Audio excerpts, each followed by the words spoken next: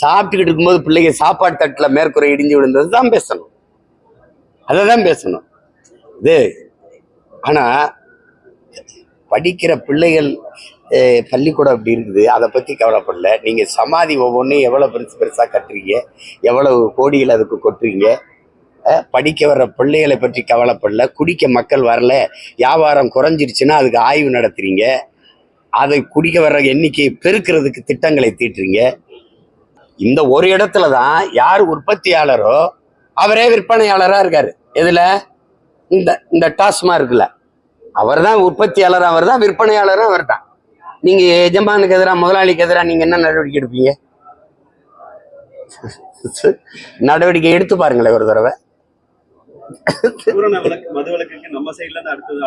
அது காதல வாங்க மாட்டாங்க அவங்க பேச்சு. அவங்களே 2016 தேர்தலில் வரும்போது 16ல தான் நினைக்கிறேன், நாங்க வந்தால் டாஸ்மார்க்க மூடுவோம்னு பேசுனது இருக்குல்ல, எல்லாருமே பேசுனாங்க. இப்ப 21ல அதை பேசலை. ஏன்னா அந்த வாக்கால தான் நம்ம தோத்துட்டோம்னு அவங்க நம்பினாங்க. நம்ம மூடுவோம்னு சொன்னதுனால நமக்கு இந்த மது பிரியர்கள் வாக்கு போடல, அதனால நம்ம தோத்துட்டோம்னு அவங்க இன்னும் நம்புறாங்க. இவங்க தானே அதிகமான விதவைகள், இளம் விதவைகள் இருக்கிற மாநிலமாக தமிழ்நாடு மாறிக்கொண்டிருக்கிறது. அதை பற்றி இந்த ஆட்சியாளர்களுக்கு கவலை இல்லைங்க. இப்ப அதை விட அதிகமாக இளம் விதவைகள் இருக்கிற மாநிலமா மாறிக்கொண்டிருக்கு, அதை பற்றி அவர்களுக்கு கவலை இல்லை. இது ஒன்றும் பண்ண முடியாது.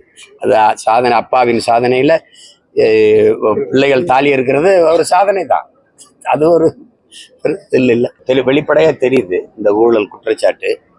இப்ப தம்பி உறுதிப்பட சொல்றாரு 1000 கோடி நடந்திருக்குன்னு.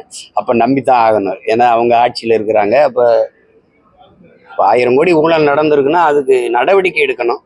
இவங்க திருப்பி போய் அதை தடை கேட்குறாங்கன்னா பொறுத்திருந்து பார்க்கணும். நாட்டின் உயர்ந்த நீதி நீதியாவே இருக்கா இல்லை எப்படி இருக்குன்னு பார்க்கணும், பொறுத்திருந்து பார்க்கணும்.